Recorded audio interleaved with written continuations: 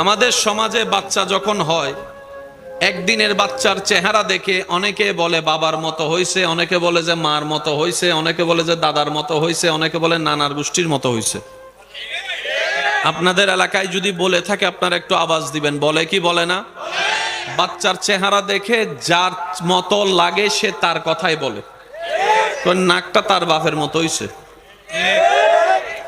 চোখগুলা কেমন জানি নানার গোষ্ঠীর মতো হইছে, তার হাসিটা কেমন জানি তার মরা দাদার বাস্তব চেহারা নিয়ে আসছে। এবার বাচ্চাটা যখন বড় হয় দেখা যায় সে দাদার মতো হয় নাই, নানার মতো হয় নাই, মার মতো হয় নাই, সে তার মতো। একটু জোরে বলেন না রে ভাই। আমাদের কাছে মতো মনে হয়, বাস্তবতা যখন সামনে আসে মতো তখন মতর মতো লাগে না। কিন্তু আপনার আমার নবী রাহমাতুল লিল আলামিন নবী শাফিউল মুজনাবিন নবীকে রব্বুল আলামিন যখন দরার মধ্যে আম্মা জান আমেনার মাধ্যম দিয়ে মক্কা নগরের মধ্যে পাঠালেন, নবীর চেহারা মুবারক যারাই দেখেছে সবাই বলতে বাধ্য হয়েছে এত সুন্দর চেহারা আমার জীবনে আর কখনো কারোর মধ্যে দেখি নাই। সুবহানাল্লাহ। নবীর চোখ মুবারক দেখে সবাই বলতে বাধ্য হয়েছে এত সুন্দর টানা টানা চোখ তো অনেক দেখেছি, এই চোখের মতো চোখ দেখি নাই, এই নাকের মতো নাক দেখি নাই, এই ঠোঁটের মতো ঠোঁট দেখি নাই, এই হাসির মতো হাসি দেখি নাই, এই চেহারার মতো চেহারা দেখি নাই। রব ডাক দিয়ে বলে, ও আমার বান্দা তোরা দেখবি কিভাবে চোখে, ওয়াতুহা ওয়ালা চেহারা তো আমি আর কাউরো বানাই নাই, নবী মুস্তাফারটা বানিয়েছি।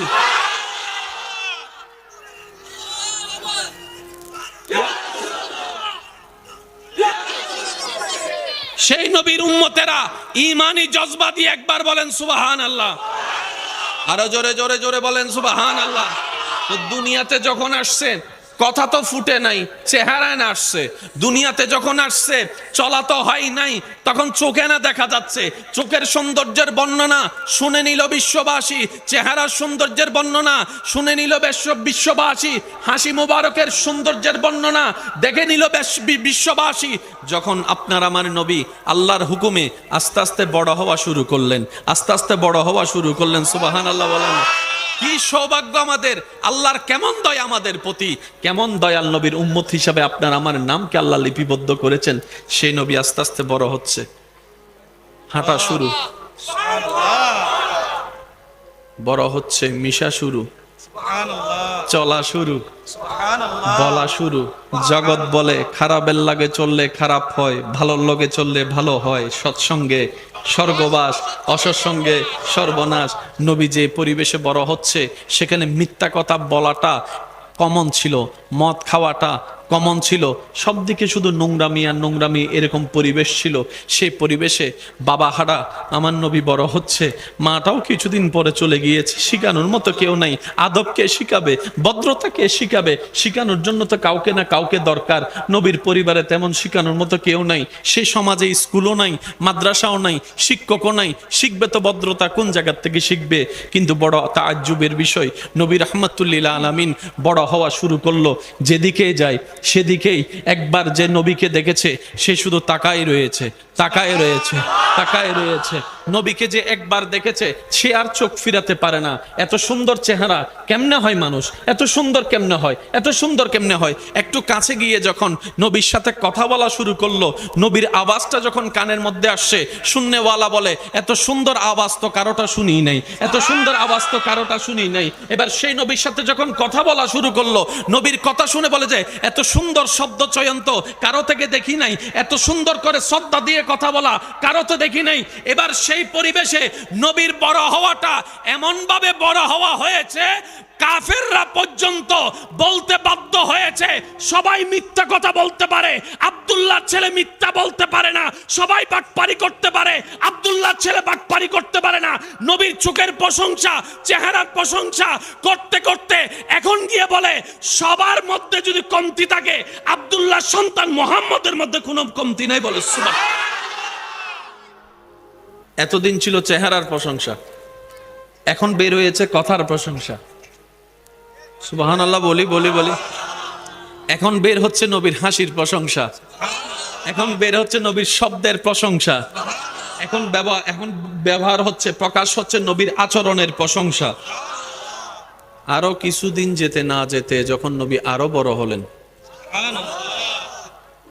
নবীর উম্মত যারা আছেন তারা বলেন সুবহানাল্লাহ। সামনে ডানে বামে সবাই একই আওয়াজে বলেন সুবহানাল্লাহ। কারণ আপনারা যতবার সুবহানাল্লাহ বলবেন শয়তানের গালে ততটা জুতার বাড়ি। এবার মন খুলি একবার হই ফেলো সবাই, আর একখানা জোর হস হয়, যার যেদুর ভলিউম আছে একবারে ভলিউম দিয়ে হস হয়। আচ্ছা, এদিকে আরেকটা মাহফিল হচ্ছে না, আমাদের মাইকের আওয়াজ ওনার ডিস্টার্ব হচ্ছে না তো? আমি মাইকওয়ালা ভাইকে বলবো আমাদের কারণে যেন কারো ডিস্টার্ব না হয়, কারণ ইসলাম মায়ার ধর্ম, ইসলাম ভালোবাসার ধর্ম। ইসলাম বলে নিজে না খেয়ে মানুষকে খাওয়া। যদি প্রয়োজন হয় দরকার হলে 2টা মাইক কমাই দেন, কথা বলে না কেন? দরকার হলে 2টা মাইক ঘুরাই দেন, তারপরও কারো যেন ডিস্টার্বের কারণ না হয়, অশান্তির কারণ না হয়। এটার নামেই হচ্ছে ইসলাম। কথা বলেন ঠিক কিনা? আমরা চাই না আমাদের কারো কোনো কষ্ট কিংবা ক্ষতি হোক। একবার বলি আলহামদুলিল্লাহ। আপনার আমার নবী আরো বড় হওয়া শুরু করছে। কিশোর বয়স, চাচার সাথে গেছে। একটু জোরে বলেন না।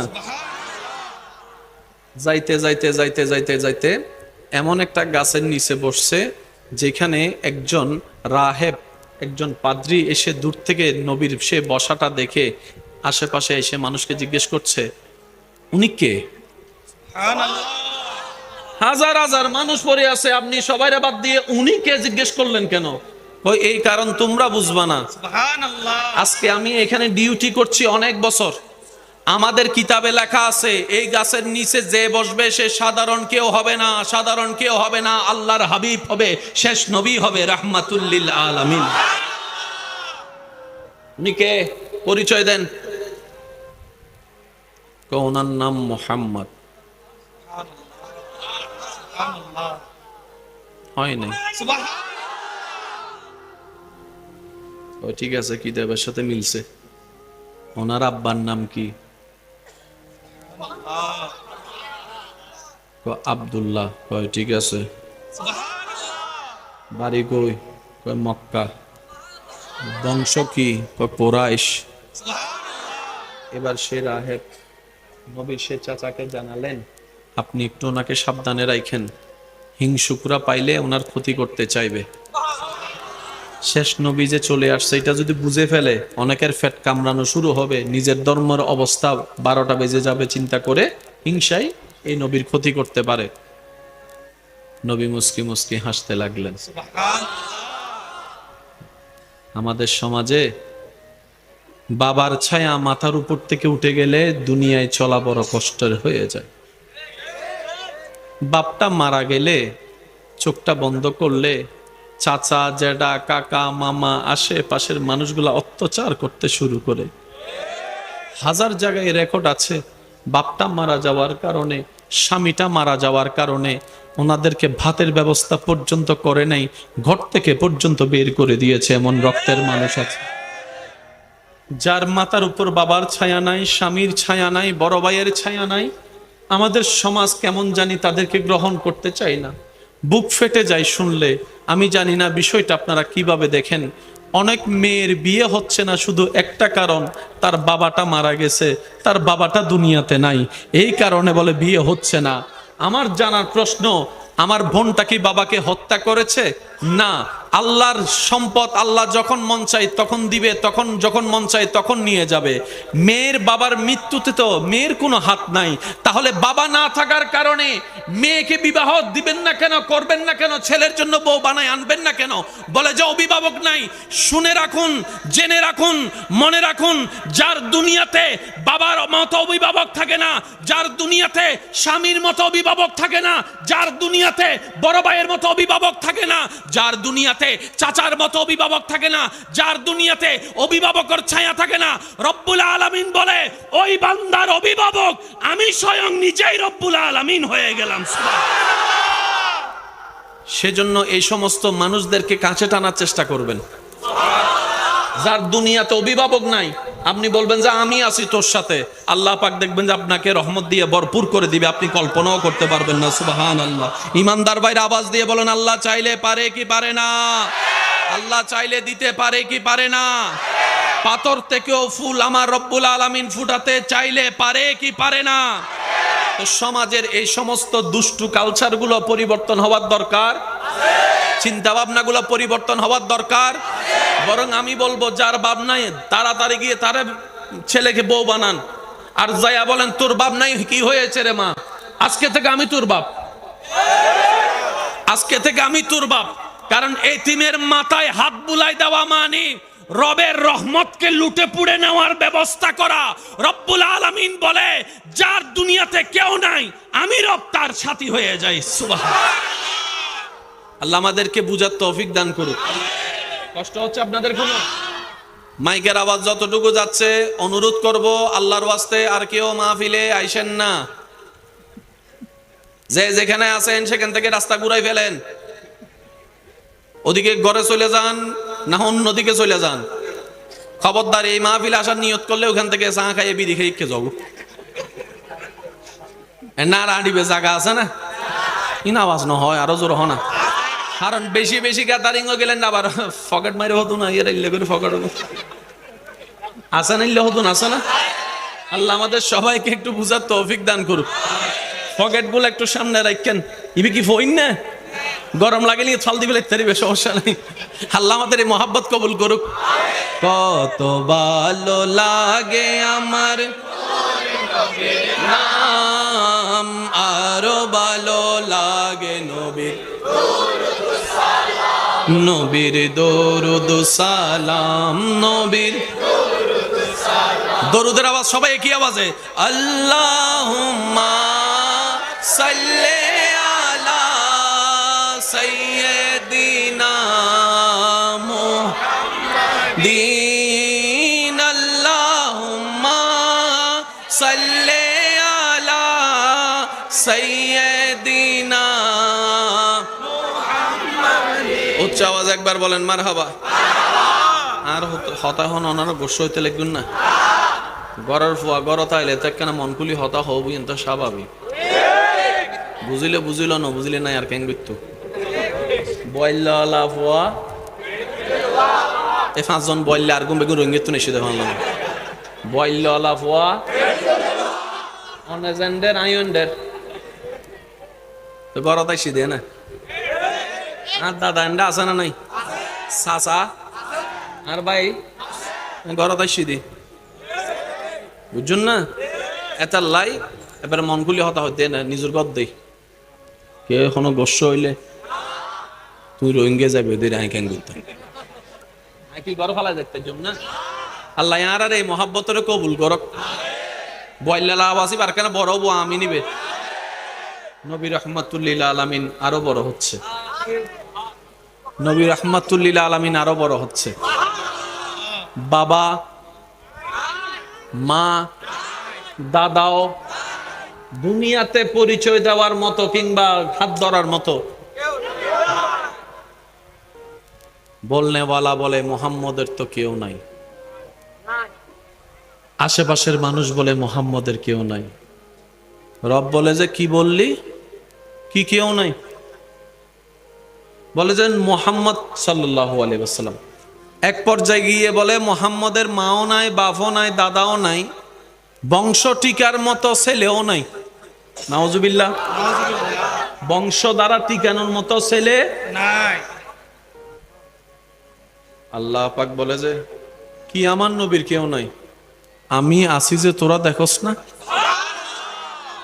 আমি রব আছি, আর কারে লাগতো? আমি খালিক আছি তো, আমি মালিক আছি তো। সুবহানাল্লাহ আওয়াজ জোরে জোরে বলতে হবে। আমি খালিক আছি তো ওনার সাথে, আমি মালিক আছি তো, আমি রহমান আছি, আমি রহিম আছি, আমি কাদির আছি। ইন্নাল্লাহ আলা কুল্লি শাইইন কাদির ওয়ালা, আল্লাহ আমি আছি। আর কে লাগতো? আমি আছি তো। এক পর্যায়ে বলে মুহাম্মদ সাল্লাল্লাহু আলাইহি ওয়াসাল্লাম দুনিয়ার থেকে যাওয়ার পর বংশ তো টিকবে না, ওনার তো ছেলে সন্তান নাই, নির্বংশ বলে একটা কথা তারা প্রচার করছে। ওই যে যারে দেখতে পারে না তার চলন বাঁকা, যে এরা যারে যে দেখতে পারে না তার সবকিছু তার খারাপ লাগে, ঠিক না? এবার রব্বুল আলামিন বলে, আমার নবীর কি নাই বললি? আমার নবীর তোরা কি নাই বললি? আমার নবীর বাপ না থাকার কারণে, মা না থাকার কারণে, কুরাইশ বংশের মানুষরা সম্পত্তি না দেওয়ার কারণে আমার নবীকে তোরা গরিব ভাবলি, আমার নবীকে তোরা ফকির ভাবতেছস, আমার নবীকে তোরা অভাবী ভাবতেছস। ইন্না আতাইনা কাল কাউসার, কাল কাউসার, কাল কাউসার। কুল কায়নাতের মালিক স্রষ্টা আমি আল্লাহ আমার নবী মুস্তাফাকে বিশ্বের সেরা খজিনা, নিয়ামত ভরা খজিনা, সমস্ত কিছু আমার নবীকে আমি আল্লাহ দান করে দিলাম। আল্লাহু আকবার। ইয়া রাসূলুল্লাহ।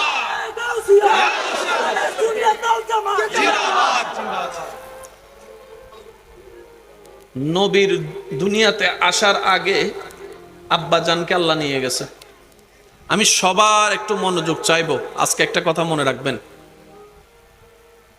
আল্লাহর উপর যে ভরসা করার মতো ভরসা করতে জানে, আল্লাহর হুকুম আসার জন্য যে অপেক্ষা করার মতো করতে জানে, আপনার চোখে যেখানে দেখবেন লাভ নাই, রব্বুল আলামিন আপনার ধৈর্যের কারণে সেখান থেকেও লাভের নদী আপনার জন্য খুলে দিবেন।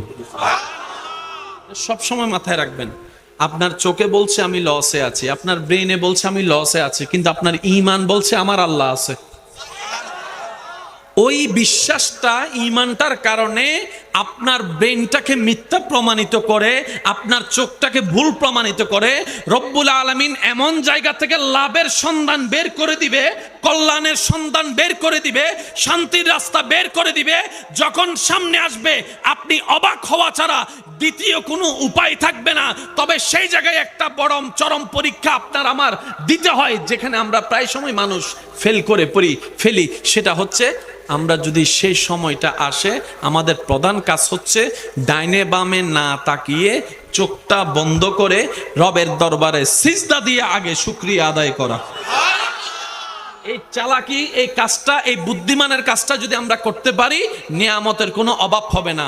আমাদের অভ্যাস হচ্ছে বিপদে পড়লে আল্লাহকে ডাকতে ডাকতে ডাকতে ডাকতে ডাকতে ডাকতে উড়াই ফেলি একদম, আর বিপদ কেটে গেলে আল্লাহর দরবারে শুকরিয়া করার কথাটা আর মনে। এই জায়গায় আমাদেরকে একটু শুধরাতে হবে। বিপদে ধৈর্যের মাধ্যমে আল্লাহকে স্মরণ করব, নিয়ামত পাওয়ার পরে শুকরিয়ার মাধ্যমে রব্বুল আলামিনকে স্মরণ করব। বলি সুবহানাল্লাহ। লা ইন শাকারতুম লা আযীদান্নাকুম, আয়াতটাও আপনার জন্য চলে আসবে, নিয়ামতটা চলে আসবে। আর ওদিকে সবর করার কারণে ওয়ালা নাবলুওয়ান্নাকুম বিশাইইন মিনাল খাউফি ওয়াল জুই ওয়া নাকসিন মিনাল আমওয়ালি ওয়াল আনফুসি ওয়াস সামারাত ওয়া বাশশিরিস সাবিরিন, ওই নিয়ামতও আপনার চলে আসবে। সুবহানাল্লাহ। মক্কার আশেপাশে যারা সন্তানের বাবারা আছে, বাচ্চা বড় হলে বেড়াইতে নিয়ে যায় না? বলেন না রে ভাই। এখন নবীর তো দুনিয়াবি বাবা নাই, বাবা তো চলে গেছে। মা আমেনা মন খারাপ করে আছে, ইস আমার সন্তানের বাবা যদি থাকতো, আজকে সেও তার বাবার সাথে একটু রাস্তায় ঘুরতে যেতে পারতো, মেলায় ঘুরতে যেতে পারতো, বিভিন্ন জায়গায় ঘুরতে যেতে পারতো। আল্লাহ পাক বলে, আমেনা তুমি মন ছোট করিও না, তুমি মন খারাপ করিও না, তুমি মন ছোট করিও না। দুনিয়ার অভিভাবকরা তাদের এই সন্তানদেরকে কোথায় নিয়ে যায়? বেশির থেকে বেশি পার্কে নিয়ে যায়, রাস্তায় নিয়ে যায়, আইসক্রিমের দোকানে নিয়ে যায়, কিংবা দুইটা চিপস কিনে দেয়। এতটুকুই তো করে। যাদের একটু টাকা বেশি আছে তারা না হয় লন্ডন নিয়ে যায়, আমেরিকায় নিয়ে যায়। আপনি মন খারাপ করছেন যে আপনার সন্তান বেড়াবে কিভাবে? আপনি টেনশন করিয়েন না।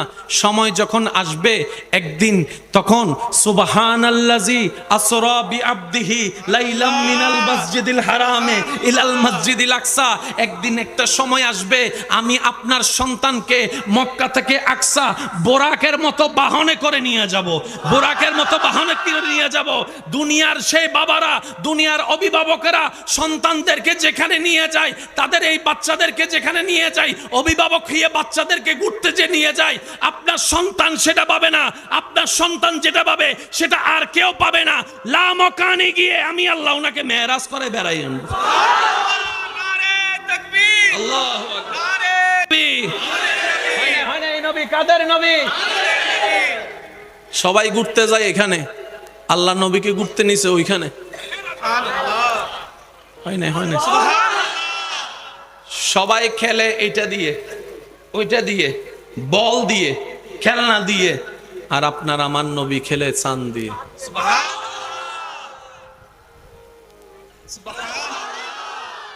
আর একটু মোহাব্বত করে বলা যাবে, নবী যেদিকে চাঁদও সেদিকে, সুখ যেদিকে চাঁদও সেদিকে।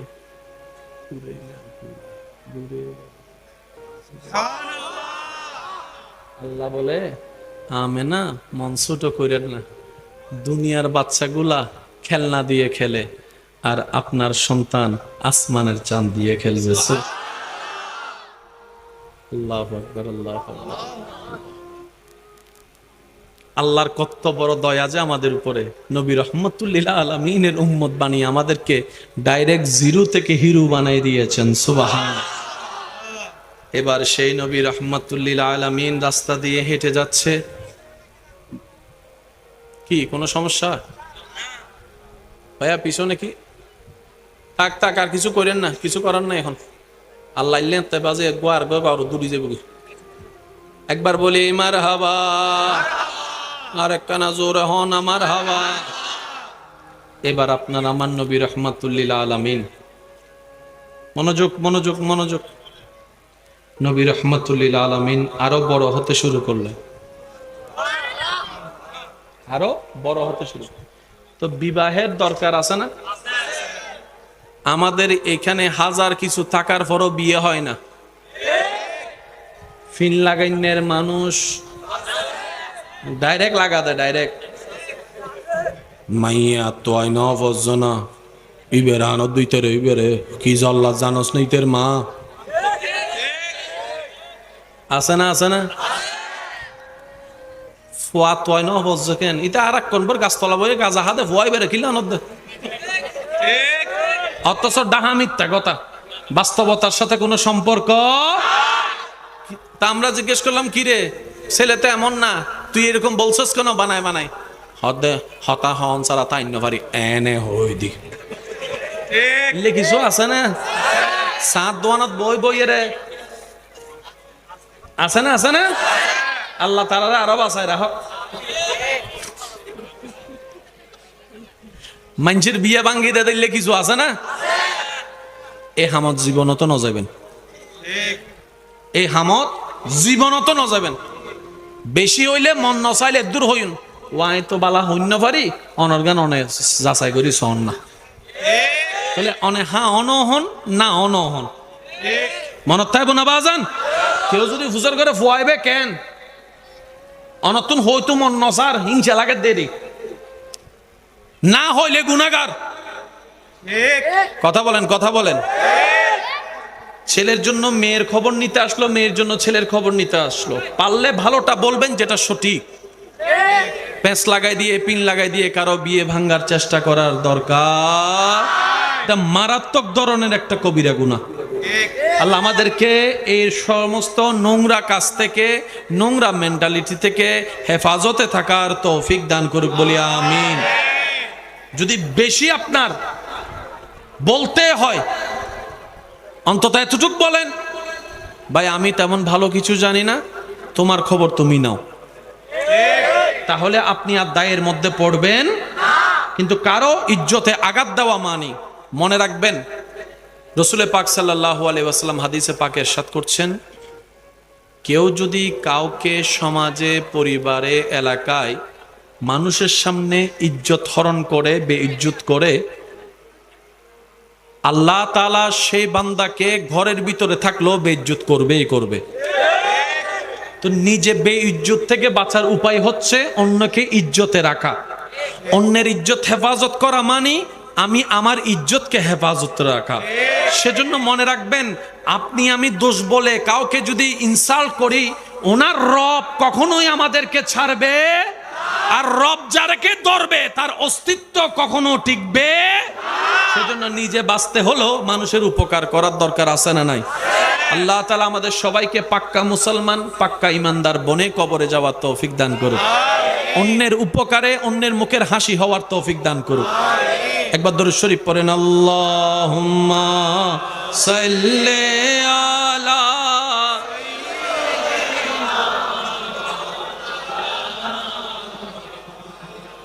ওয়া আলা আলি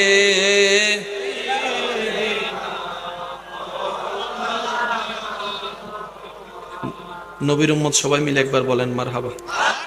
এবার আমি আস্তে আস্তে বলছি, আপনারা শুধু মিলাবেন, যা জানেন সেটাই বলবো, কিন্তু একটু গভীরে যাব। মক্কার একটা নিয়ম ছিল, মক্কায় যদি কোনো নবজাতক শিশুর জন্ম হতো, অন্য এলাকার সন্তানের নবসন্তানের মারা এসে কিছু টাকার বিনিময়ে ওনাদের বাচ্চাদেরকে লালন পালন করত। তো মক্কার যারা মানুষ, ওনারা বেশিরভাগ ছিল ব্যবসায়ী, সংসার ব্যবসা ট্যাবসা মিলে তেমন কোনো টাইম পেতেন না। ওনারা চিন্তা করতেন কি, বাচ্চাকে দিয়ে দিলাম, ওনারও কিছু উপকার হলো, আমিও মোটামুটি একটু সেফ থাকতে পারলাম। বহর আসতে লাগলো মক্কায়, সন্তান নিবে। অনেকেই নবীর ঘর থেকে ঘুরে যাচ্ছে, এটা শুনে যে এই ঘরে একটা সন্তান আছে কিন্তু ওর বাবা নাই, যেটা আমাদের সমাজে হয় আর কি। এই ঘরে একটা সন্তান আছে কিন্তু বাবা নাই। এখন মানুষ মানুষের মতো চিন্তা করে, কয় যার বাপ নাই দিলে আর কত দুধ দিবে। ঘুরে ঘুরে চলে যাচ্ছে, অন্যগুলারে টাকাওয়ালা সন্তানগুলোকে নিয়ে নিয়ে সবাই চলে যাচ্ছে, নাই আর কেউ। এদিকে আছে হালিমা। একটু বুঝবেন এই জায়গায়, পয়েন্ট একটু বুঝবেন। হালিমা দুর্বল একটা বাহন নিয়ে এসেছিল, যেটা সবার পরে আসছে। উনি আস্তে আস্তে সবাই নিয়ে গেছে। এবার হালিমা এসে বলে, যার কেউ নাই এখানে আছে, ও ওনার তো বাপ নাই, কোনো সমস্যা নেই। এবার হালিমা তো সাদিয়া যখন ওনার নবী রহমাতুল্লিল আলামিনকে দেখলেন, কোলে নিলেন, জীবনতে অনেক সন্তানের চেহারা দেখছি, বাচ্চাদের চেহারাতে এমনি মায়া থাকবেই, স্বাভাবিক, সুন্দর তো হবে, বাচ্চা তো বাচ্চাই, বাচ্চাদের কোনো এত রং নাই। মা হালিমা তো সাদিয়া যখন নবীর চেহারা দেখলেন, নবীজির দিকে তাকিয়ে যখন মা হালিমা অপলক নয়নে তাকিয়ে আছে, মুগ্ধ নয়নে, এত সুন্দর চেহারা, নবীজি হালিমা তো সাদিয়ার দিকে তাকিয়ে একটা মুস্কি হাসি দিয়েছে। এবার মুস্কি যখন হাসি দিছে, হালিমা তো সাদিয়া বলে যে লাভ হোক লস হোক, সবসময় লাভের চিন্তা করার দরকার নাই, আমার এটারে লাগবে। তো অনেকে বলে ওরা ওরা ওরা নবীকে নেয় নাই। আমি শ্রদ্ধার সাথে বলি, বেয়াদবি মাফ করবেন, ওরা ওরা ওরা নবীকে নেয় নাই না, নবী ওদের কাছে যায় নাই। আর একটু জোরে বলেন না। আমার নবীরে রিজেক্ট করবে এমন বাপের ফুত আছে কে? বলেন না, আছে আছে। আমার নবীকে রিজেক্ট করবে, আপনার নবীকে রিজেক্ট করবে, আল্লাহর হাবিবকে রিজেক্ট করবে সৃষ্টি জগতে এমন বাপের ফুত তারা নেয় নাই না। আমাদের নবী তাদের কাছে যায় নাই। যাওয়া না যাওয়া কার হুকুম? তারা নিবে কিভাবে? আল্লাহ তো ব্যবস্থা করে রেখেছেন, নবী হালিমার ঘরে যাবে, তারা জোর করলেও তো নিতে পারবে। সবাই জানেন, শুধু একটু স্মরণ করিয়ে দিচ্ছি। এবার উনি বলে যে লাভ লস যা হওয়ার হোক, ওনারা লাগবে, আমি গ্রহণ করলাম। এবার আপনার আমার নবীকে নিয়ে সেই দুর্বল বাহনে উঠলেন মা হালিমা। হালিমা যখন সেই দুর্বল বাহনে উঠলেন, যেটার দুর্বলতার কারণে সবার পিছনে উনি মক্কায় এসেছেন, বাস্তবতা এখন উল্টাই গেল, সবাইকে পিছনে ফেলে উনি আগেই সেই গন্তব্যে পৌঁছায় গিয়েছেন। সুবহানাল্লাহ। মা হালিমা তো সাদিয়া পৌঁছানোর অনেক দিন অনেকক্ষণ পরে ওই কাফেলে এসে যখন মা হালিমাকে দেখে, কিরে হালিমা, তুমি নিজে দুর্বল, তোমার বাহন দুর্বল, তোমরা ঠেলা যায় না বাহনটা, আমাদের আগে পৌঁছালে কিভাবে? হালিমা বলে এত কিছু জানি না, এত কিছু জানি না। ওনারে কোলে নেওয়ার পর থেকে আমার সাথে এমন এমন কিছু হচ্ছে, মনে হয় যেন আমি স্বপ্ন দেখছি, বাস্তব মনে হচ্ছে না। সবকিছু অলৌকিক হওয়া শুরু করেছে, অলৌকিক হওয়া শুরু করেছে। আমি যখন বাহনে উঠলাম, ওনাকে নিয়ে যখন আমি বাহনে উঠলাম, আমার বাহনের কি হয়েছে আমি জানি না। আমি দেখছি 10 মাইলের পথ 1 মাইলে শেষ হয়ে যাচ্ছে। মিনিটেও বরকত, সময়ও বরকত, গাড়িতেও বরকত, বাহনেও বরকত, শরীরেও বরকত, শক্তিতেও বরকত হওয়া শুরু করেছে। আল্লাহু আকবার।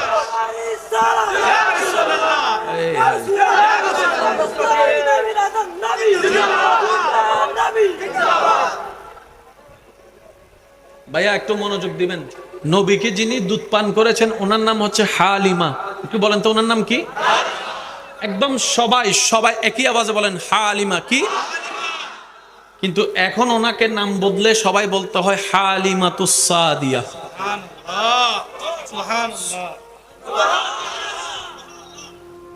ঘরের সামনে গাছ টাছ তাহে না, বড়ই গাছ টাছ তাহে না, যদিও অন্য কেউ ফাইতাম নদীদেরই এবার গাছ তুই গাবার আছে না। মা হালিমার ঘরের সামনে একটা ফলের গাছ ছিল, যে গাছটার মধ্যে জানেই নাই, ধরতে গেলে ধরেন না, মানে ফল টল কিচ্ছু নাই। নবীকে নিয়ে গেলেন, সকালবেলা ঘুম থেকে উঠে দেখে গাছ সতেজ, ফল ভরপুর, ফল ভরপুর। মা হালিমা অবাক হয়ে তাকায় এলেন, কিরে আমি কার ঘরে চলে আসলাম? এটা তো আমার ঘরের গাছ না। আমার ঘরের গাছটাকে তো আমি অনেক দিন ধরে দেখতেছি, শক্তিই নাই। আজকে তো দেখি পাতা সবুজ হয়ে আছে, ফলও ধরে বসে আছে, ব্যাপার তো কিছু মিলে না, হিসাব তো মিল খুঁজে পাই না। অবাক হয়ে সামনে গেলেন, উনি দেখলেন ওই যে আপনার ছাগলের দুধের ভিতরে, যেখানে দুধের মধ্যে কোনো কানেকশন নাই, ছাগলের দুধ নাই, ওলানের মধ্যে কোনো দুধ নাই, রোগাক্রান্ত ছাগল, সে ছাগলের ওলানে দেখা যায় দুধ থই থই অবস্থা, ভরপুর হয়ে আছে, ভরপুর হয়ে আছে। উনি আগাও বুঝতে পারছে না, মাথাও বুঝতে পারছে না। দেখে যেটা মা হালিমা সাইদল্লেই স্বর্ণ হয়ে যাচ্ছে, স্বর্ণ হওয়া শুরু করেছে। উনি অবাক হয়ে আলেন। তখন একজনে, দুইজনে, তিনজনে খবর ছড়াতে ছড়াতে সব জায়গায় খবর ছড়াতে থাকে, হালিমার তো তকদির পাল্টে গেছে, কি হয়েছে জানি না, গাছের মধ্যেও ফল ভরপুর হয়ে আছে, আপনার গরু ছাগলের ওলানের মধ্যে দুধ ভরপুর হয়ে আছে। হালিমার আর দরে কেড়ে সবাই এসে হালিমার কানে কানে জিজ্ঞেস করে, ও হালিমা পাইছো কি বলো না, পাইছো কি বলো না। হালিমা বলে এত কিছু জানি না, উনি যে দিন থেকে আমার ঘরে কদম রাখছে, নবীর উম্মতের আওয়াজ আর একটু বড়, উনি যে দিন থেকে আমার ঘরে কদম রাখছে সব চেঞ্জ, সব চেঞ্জ। আর একটু জোরে। গ্রামে মানুষ, এই যুবত গ্রামের মানুষ আছে অবদ্ধকল, মাগরিবুর ফর লাইট টাইট বন্ধ করি। গত 30 বছর 40 বছর আগে ডেইলি আসিল তো দাদা কল্লা মাথা ঠিক না। মাগরিবই মোটামুটি হাত শেষ, ঘুম যা গো না, এশারের নামাজ পড়িয়ে রে তুমি বইকে দেখুস ইন্ডিয়া। আবার ফজরে উড়ি গি আছে না। মা হালিমা তো সাদিয়া সন্ধ্যার সময় বেগিন হাঁস টাস গুছাইলে গরজ যাইতে গো, লাইট টাইট বন্ধ করিয়ে ঘুম যাইতে গই। আশেপাশে জুন আছে সিআইডি অফিসার, আশেপাশে হতুন নাই না সিআইডি অফিসার, কি করে সাইম হন্তু নাই সাইম সিআইডি অফিসার নিজ দায়িত্ব তো হতুন দায়িত্ব দিলে আছে তো। আশেপাশের যারা সিআইডি অফিসার ওনারা মা হালিমার উপর অবজারভেশন শুরু হয়ে করে দিয়েছে। গোপনে দেখে এদিকে সূর্য ডুবেছে, চতুর্দিকে অন্ধকার হয়েছে, ডানে অন্ধকার, বামে অন্ধকার, সামনে অন্ধকার, পিছনে অন্ধকার। মা হালিমার ঘর থেকে কেমন জানি একটা সুন্দর আলো বের হওয়া শুরু করেছে, সুন্দর আলো বের হওয়া শুরু করেছে। পরের দিন সকালে অনেকেই গিয়ে মা হালিমাকে জিজ্ঞেস করে, ও হালিমা কোন লাইট ইউজ করো, কোন বাতি ইউজ করো? সারা রাত দেখলাম চতুর্দিকে অন্ধকার, তোমার ঘর থেকে একটা আলো বের হলো, কিন্তু আলোটা দেখে দূর থেকে দেখলে তো বোঝা যায় হারিকেনের আলো কেমন হয়, মোমবাতির আলো কেমন হয়, এনার্জি বাল্বের আলো কেমন হয়, হ্যালোজিনের আলো কেমন হয়, পার্থক্যটা মোটামুটি তো বুঝি, কিন্তু এই আলোটা তো কোনো আলোর মতোই লাগলো না, না হারিকেনের মতো না মোমবাতির মতো। আলোটা তো আলো ছিল, কিন্তু চমৎকার আলো ছিল। কোন জায়গার থেকে এই লাইট পাইলা? মা হালিমা বলে যে আমি কিচ্ছু জানি না, ওনার ঘরে আনার পর থেকে আমার ঘর আর অন্ধকার হয় না, আমার ঘর আর অন্ধকার হয় না।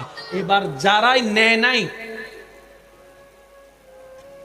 যারা আপনার আমার নবীকে নেয় নাই, তখন নেয় নাই বলছে, নেয় নাই, যায় নাই, এবার তারা এসে হালিমার বলে হালিমা টাকা কিছু বাড়াই দেব আমার। সম্পদ দরকার হলে কিছু বিক্রি করে হইলেও দিব, এটা আমাকে দাও। আরেকজনে বলে যে পাহাড় 2টা লেখা দিব, এটা আমাকে দাও। আরেকজনে বলে যে আমি ওটের পাল তোমারে দিয়ে দিব, এটা আমাকে দাও। হালিমা বলে জান চলে যেতে পারে, আমি দিতে পারবো না, আমি দিতে পারবো না, আমি দিতে পারবো না। কারণ তোমরা সমস্ত বাচ্চার সাথে দুধ খাওয়ানোর দায়িত্ব নিয়েছো টাকার লেনদেনের কারণে। আমি হালিমা টাকার লেনদেন আগের গুলার সাথে করেছি, এর সাথে আমার টাকার লেনদেন হয় নাই, দিলের লেনদেন হয়ে গেছে, দিলের লেনদেন হয়ে গিয়েছে। কারণ আমি দেখেছি আমার 2 স্তনের মধ্যে এই মোহাম্মদ জীবনে কোনোদিন 2টা খাই নাই, একসাথে 2টা খাই নাই, একটা খেয়ে আরেকটা রেখে দিয়েছে আমার ছেলের জন্য। নিজের চাইতে পড়ার কথা উনি বেশি চিন্তা করে, দিতেন নয় যা সিডিংয়ে বাসারি দুরু দুরু যা ও নহদ দে দুরু দুরু এসে সিডিংয়ে করো না মাথায় দুরু দুরু জিজ্ঞেস তো নাই সুস আর দাদা তো হস্টর ফানলার কেন ওনারা। ভালোবাসার জায়গা মদিনা, ভালো লাগার জায়গা মদিনা, ভালোবাসার জায়গা মদিনা, ভালো লাগার জায়গা মদিনা। আর একটু জোরে, ভালোবাসার জায়গা মদিনা, ভালো লাগার উচ্চ আওয়াজে বলেন মারহাবা। মা হালিমা বলে বেগিন দিত্তারে,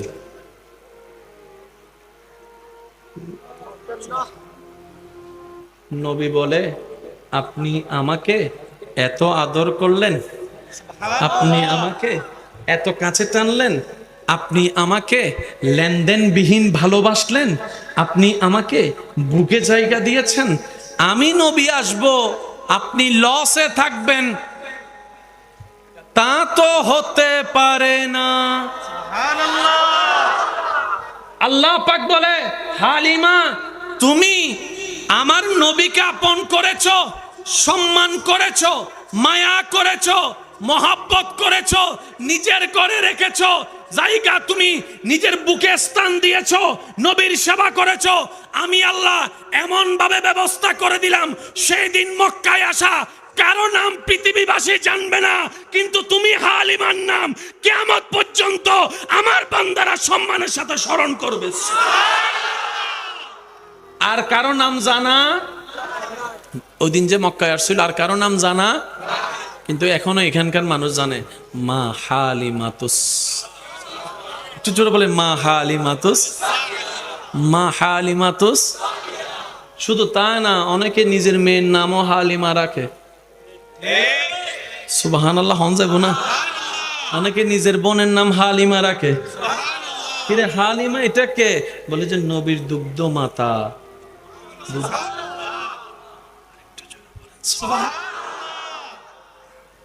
এবার আসেন, কষ্ট হচ্ছে না তো আপনাদের? আমরা প্রায় শেষের দিকে, একটু মনোযোগ দিবেন। নবীজি যখন আস্তে আস্তে হাঁটা শুরু করলেন,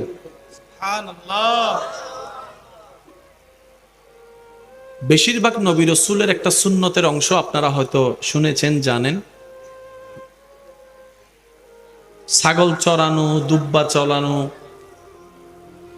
ওট চড়ানো, এটার সাথে প্রত্যেকটা কম বেশি নবী রাসূলের একটা সম্পর্ক আরেকটা কাজ, সেটা হচ্ছে কৃষি কাজ। তো এই দুইটা কাজকে ছোট করে দেখা মানে আমাদের মেন্টালিটি ছোট, আমাদের চিন্তা ছোট। আমার দৃষ্টিতে, আপনারা কি মনে করেন আমি জানি না, একটা মানুষের দৈনন্দিন প্রত্যেক দিন কি কাপড় কিনতে হয়? বলেন না ভাই, কাপড় কিনতে হয়, জুতো কিনতে হয়, টুপি কিনতে হয়, ঘড়ি কিনতে হয়, কিন্তু প্রত্যেক দিন একটা মানুষের খাবার দরকার হয়, ভাতের দরকার হয়। আর সে ভাতটা হয় মাটি থেকে কৃষকরা নামার কারণে। তাহলে সারা বাংলাদেশে নয়, সারা পৃথিবীতে যে খাবার চাহিদা, কৃষকরা মাঠে নামে বলেই, ঘাম ঝরায় বলেই, পরিশ্রম করে বলেই, কাদা শরীরে লাগাই বলেই তো কোনো না কোনোভাবে সেটা আপনার আমার পর্যন্ত আছে, ঠিক কি না? আমার দৃষ্টিতে একটা দেশের সবচাইতে সম্মানী ব্যক্তিদের লিস্টের মধ্যে কৃষকদের নাম থাকা দরকার। অথচ আমরা কত অধপতনের দিকে গিয়েছি দেখেন।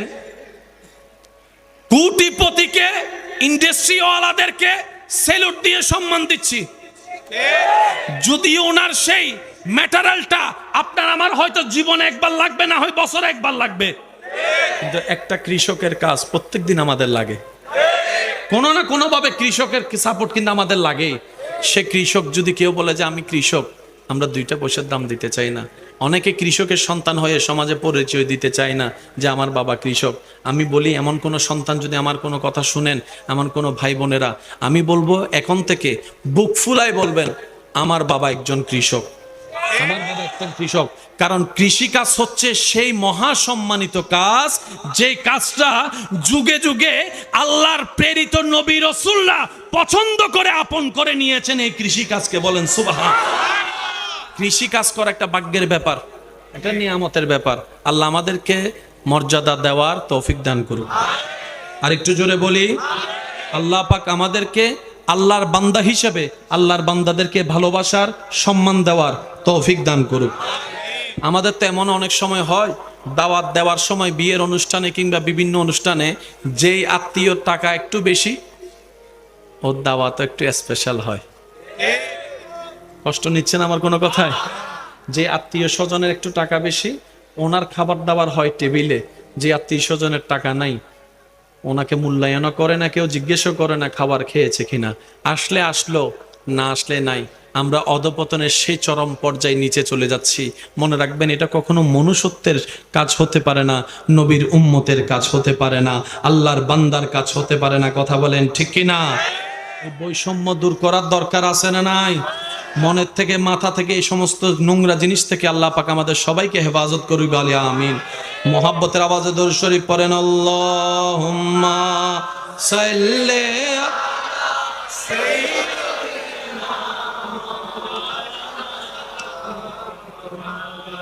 ওয়া আলা আলি।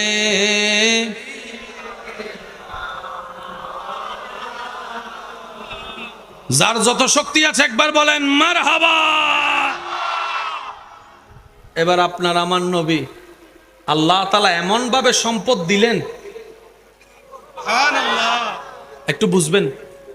নবীকে আল্লাহ এমন ভাবে সম্পদ দিলেন, বড় বড় সম্পদওয়ালা পর্যন্ত নবীর সামনে এসে, সুবহানাল্লাহ, একটু জোরে বলি না, সুবহানাল্লাহ, বড় বড় শত্রু পর্যন্ত নবীর সামনে এসে চোখে চোখ রেখে কথা বলতে পারে না, অন্যদিকে তাকাই থাকতে হয়। সুবহানাল্লাহ। নিয়ামতের শ্রেষ্ঠ নিয়ামত চরিত্র হচ্ছে, এটা হচ্ছে চরিত্র। সম্পদের শ্রেষ্ঠ সম্পদ হচ্ছে চরিত্র। কি বলেন আপনারা, একমত আছেন তো সবাই? সবচেয়ে দামি সম্পদের নাম কি? চরিত্র। চরিত্রের চাইতে দামি সম্পদ দুনিয়াতে আর কিছু হয়? আল্লাহ তাআলা বলে, ইন্নাকা লাআলা খুলুকিন আযীম। সুবহানাল্লাহ। মুহাব্বতের আওয়াজে বলেন সুবহানাল্লাহ। আপনি আমি ভোটার আইডি কার্ড বানাইতে গেলে, পাসপোর্ট বানাইতে গেলে, ওই এলাকার যে কোনো একজন সরকারি প্রতিনিধির কাছ থেকে একটা চরিত্রের সার্টিফিকেট নিতে হয়।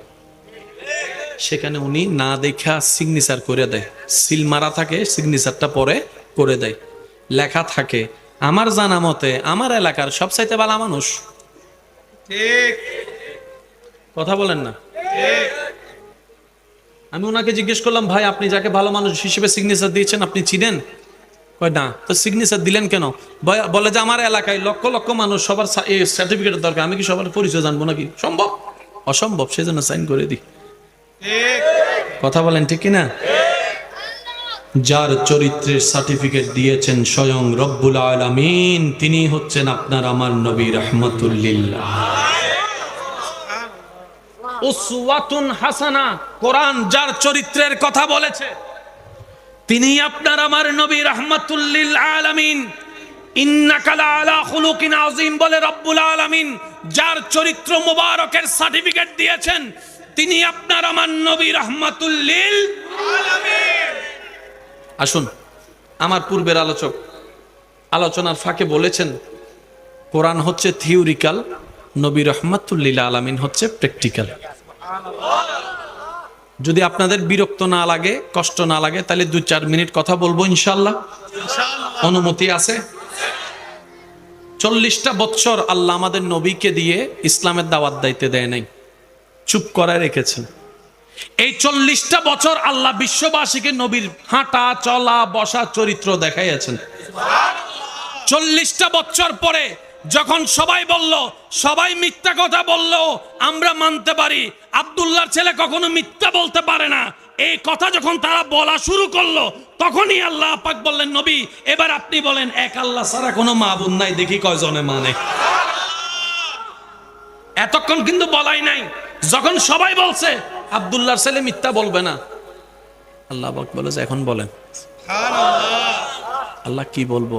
রবে বলে যে এক আল্লাহ ছাড়া কোনো মাবুদ নাই, এই কথা যারা বলবে তারাই পাশ হয়ে যাবে, আপনি এই কথা বলেন।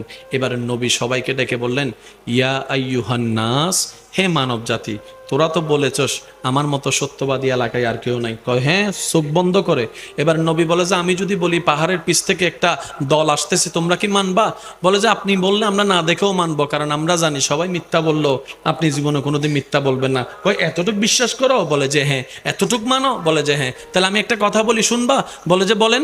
এবার নবী বললেন, ইয়া আইয়ুহান নাস কুলু লা ইলাহা ইল্লাল্লাহ, এক আল্লাহ ছাড়া কোনো মাবুদ নাই, এক আল্লাহ ছাড়া কোনো প্রভু নাই, এক আল্লাহ ছাড়া কোনো স্রষ্টা নাই, এক আল্লাহ ছাড়া কোনো রিজিকদাতা নাই, এক আল্লাহ ছাড়া কোনো রহমান নাই, এক আল্লাহ ছাড়া কোনো রহিম নাই, এক আল্লাহ ছাড়া কোনো জ্ঞানদাতা নাই, এক আল্লাহ ছাড়া কোনো রিজিকদাতা নাই, এক আল্লাহ ছাড়া কোনো হায়াতদাতা নাই, এক আল্লাহ ছাড়া কোনো মওতদাতা নাই, এক আল্লাহ ছাড়া কোনো ইজ্জতদাতা নাই, এক আল্লাহ ছাড়া কোনো সম্পদদাতা নাই, এক আল্লাহ ছাড়া কোনো স্রষ্টাই নাই। এইবার বিরোধিতা করা শুরু করছে। যারা বিরোধিতা করার তারা বিরোধিতা করা শুরু করছে। তো এখান থেকে আমরা কি বুঝতে পেলাম? আমাদের সমাজেও কিছু মানুষ আছে বিচার যা করার করেন সব মানি, কিন্তু ওই তাল গাছ এটা আমার। কিছু ইল্লা আছে না নাই? আছে না নাই? বিচার যা করার করেন, কিন্তু তাল গাছ বলেন না ভাই, তাল গাছ। অর্থাৎ তুমি যা বলার বলো, আমি মানতে পারবো, কারণ মানিলে তো ব্যবসা বন্ধ হয়ে যাবে। মানিলে ব্যবসা কি যাব? বন্ধ হয়ে যাব, আর ব্যবসা চলতো না। কথা কি বুঝতে পেরেছেন? এবারে নবী যখন এক আল্লাহর কথা বললো, 2 দল হয়ে গেল। এক দল মাননেওয়ালা, আরেক দল না মাননেওয়ালা। যারা মাননেওয়ালা হয়েছেন ওনারা মুমিন মুসলমান হয়ে গিয়েছেন। সুবহানাল্লাহ। আর একটু জোরে বলি না সুবহানাল্লাহ।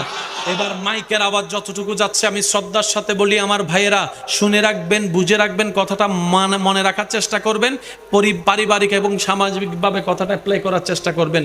আল্লাহর রসুলের মাধ্যমে আল্লাহ আমাদেরকে যে রাস্তা দেখিয়েছেন, এর চাইতে কোনো উত্তম রাস্তা হতে পারে না।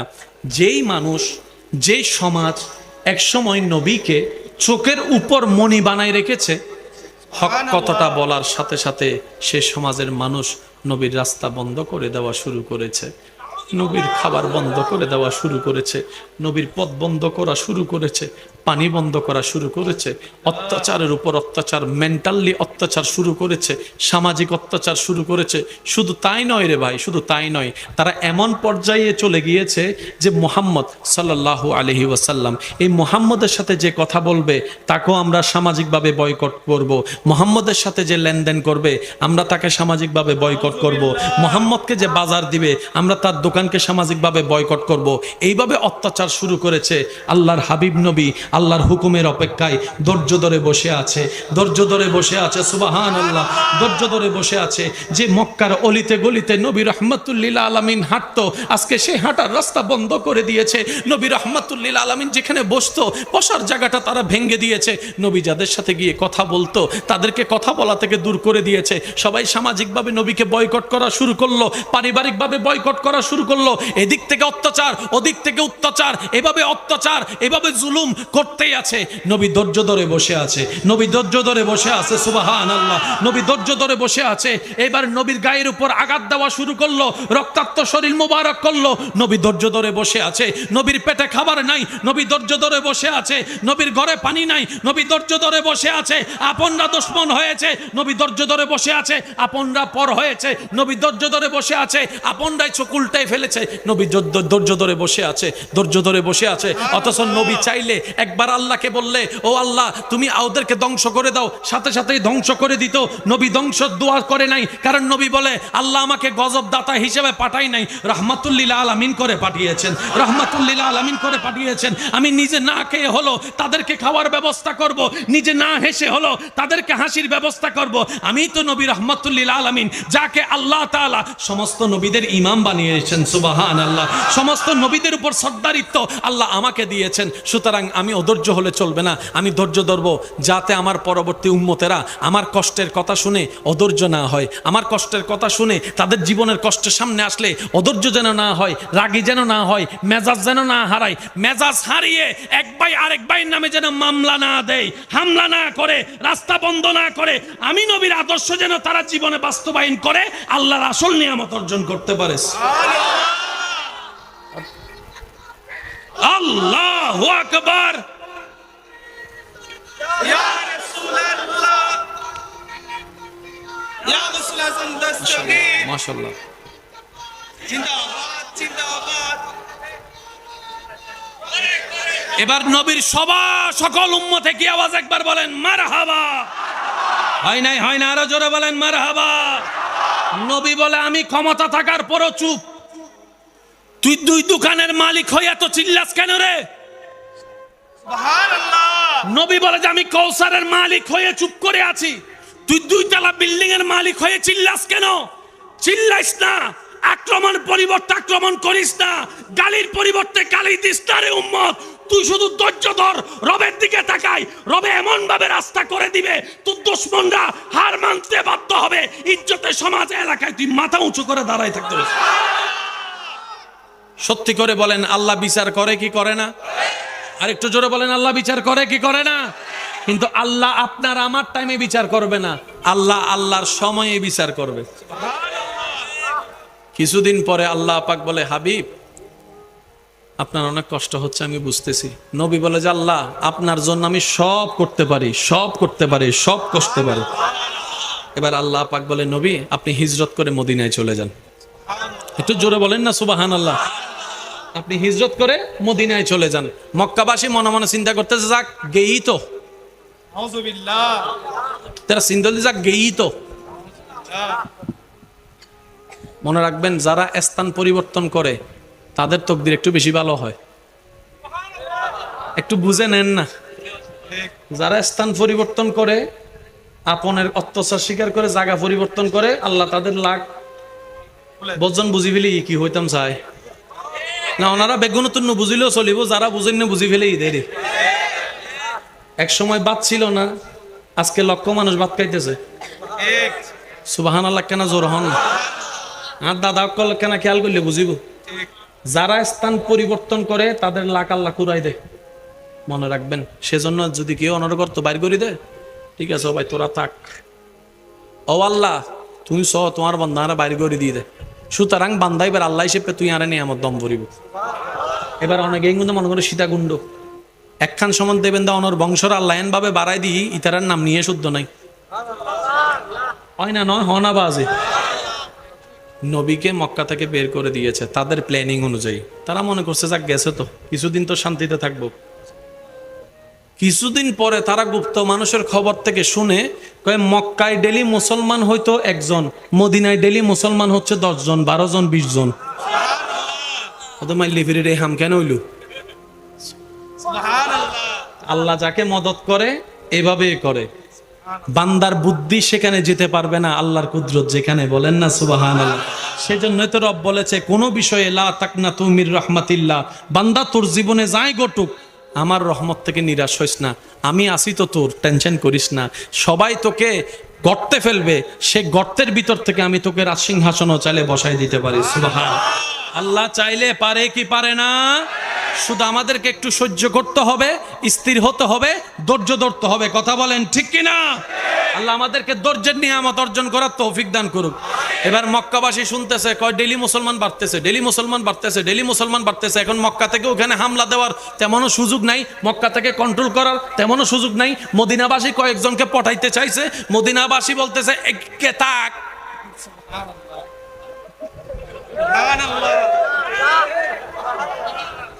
ফ্রি ফ্রি জিনিস পেলে দাম নতা হে,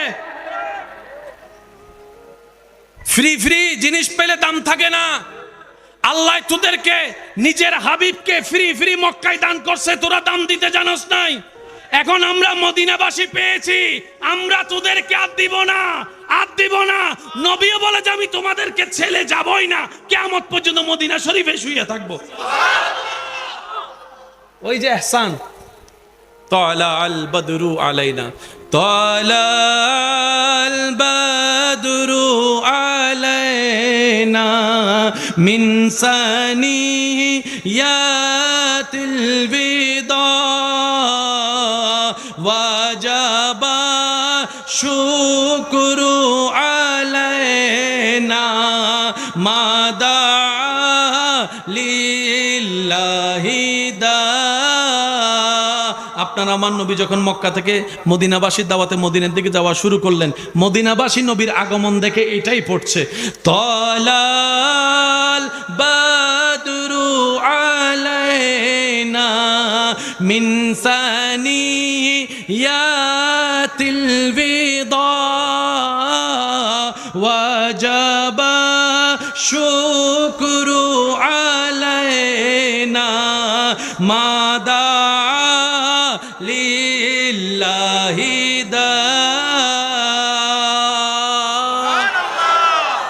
মদিনাবাসী বলে যে তোরা হাজার কিছু দিল, ওনারা আর দিব না। নবী বলে যে আমি আপনাদেরকে ছেড়ে আজ যাব না, এখানে থাকবো।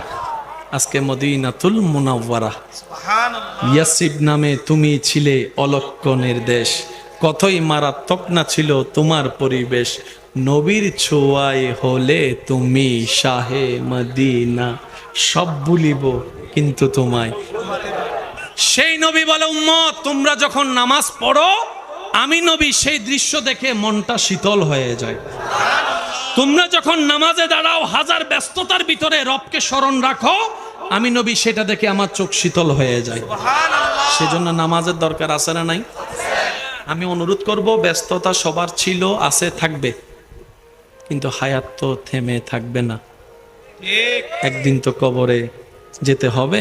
এই নামাজ, ওযু হাসরের ময়দানে আলো দিবে, নামাজ কবরও আলো দিবে, হাসরও আলো দিবে। আমি বলবো ব্যস্ততা সবার আছে, ছিল, থাকবে। ফাঁকে ফাঁকে 5 ওয়াক্তের ভিতরে আপনি যতটুকু পারেন, যদি আপনি সাপ্তাহিক নামাজি হন, অন্য নামাজগুলো যদি পড়ার অভ্যাস না থাকে, 1 ওয়াক্ত থেকে শুরু করেন। আসরের ওয়াক্ত দিয়ে শুরু করেন, 1 সপ্তাহ পড়েন। আমার ঈমান বলে পরের সপ্তাহে হয়তো আপনি 2 ওয়াক্ত 3 ওয়াক্ত হয়ে যেতে পারেন। মন ছোট করার কোনো দরকার, কারো দোষ ধরার দরকার, কারো ভুল ধরার দরকার, কারো পিঠ পিছে কথা বলার দরকার। এই মুখটাকে যত পারি বন্ধ রাখবো, দিলটাকে ভালোবাসার উন্মুক্ত করে দিব। কার উপকার করব, মনে রাখবেন, কার উপকার করব? আপনের উপকার করাটা বাহাদুরি নয়, ঠিক মনে রাখবেন এটা। বন্ধুর উপকার করা, কাছের মানুষের উপকার করা, তার যার থেকে উপকার ব্যাক পাবো তার উপকার করাটা বাহাদুরির বিষয় নয়। উপকার করে দেখান, আপনার দুশমনের উপকার করে দেখান। যে বাদ দেয় নাই আপনাকে, তারে বাদ দিয়ে দেখান। যে বদনাম করেছে তার প্রশংসা করে দেখান। যে আপনার রাস্তা বন্ধ করেছে তাকে ঘরের সামনে রাস্তা দিয়ে হাঁটার সুযোগ করে দেন। এটাই হবে উত্তরে উত্তর, উপকারে উপকার, দয়া পাওয়ার রাস্তা। বলেন সুবহানাল্লাহ। নবী রাহমাতুল্লিল আলামিন মক্কায় এসে সর্বপ্রথম কথা এটাই বলছে, আমাকে হামলা করছো তারা কোথায়? আমার গড় ভাঙছো তারা কোথায়? আমারে গালি দিছিল যে ওগুলা কই? আমার মারতে চাইছে ওগুলা কই? আমার পিঠের উপর উজুরি তুলে দিছিল যে ওগুলা কই? আমার পানি বন্ধ করে দিছিল ওগুলা কই? আমার পিছনে পিঠ পিছে বদনাম করছো তোমরা কোথায়? সবাই তো ভয়ে পালাই গেছে, কারণ যাওয়ার সময় নবী যে একা ছিল তাদের ধারণা, আসার সময় 10,000-এর বেশি সাহাবা, এখন বলে যে রেহাই পাবো না, চোরের মন পুলিশ পুলিশ, সবাই পালাই গেছে। সবাইকে অবাক করে, সবার মনের ধারণা নবী এবার আমাদেরকে প্রতিশোধ নিবে, হত্যা করবে, মেরে ফেলবে। যে যার মতো ধারণা করে, যে যেমন ধারণা করেও তেমন, এটাই তো বাস্তবতা। সবাইকে অবাক করে নবী রহমতুল্লিল আলামিন মক্কায় কাবার সামনে দাঁড়ায় বলে, আমাকে আঘাতদাতারা কোথায়? আমাকে হামলাকারী কোথায়? আমার ভাত বন্ধ করে, আমার খাবার বন্ধ করে কোথায়? শুনো শুনো শুনো, আমি সবাইকে নবী রহমতুল্লিল আলামিন, আমি নবী রহমতুল্লিল আলামিন সবাইকে ক্ষমা করে দিলাম, সবাইকে ক্ষমা করে দিলাম, সবাইকে ক্ষমা করে দিলাম। যে গালি দিছে তাকেও মাফ, যে মারতে চাইছে তাকেও মাফ, যে পাথর মারছে তাকেও মাফ, যে খাবার বন্ধ করছে তাকেও মাফ। আমি নবী যাও, তোমরা সবাইকে মাফ করে দিলাম, টেনশন করার দরকার নাই। আগে যেরকম মক্কায় ছিলা এখনো সেইভাবে থাকতে পারবা। নবীর এই চরিত্র দেখে 10 মণ কালিমা পড়ে মুসলমান হয়ে গেছে। বলেন সুবহানাল্লাহ। আল্লাহ আমাদের সকলের হাজিরি কবুল করুক, আমিন।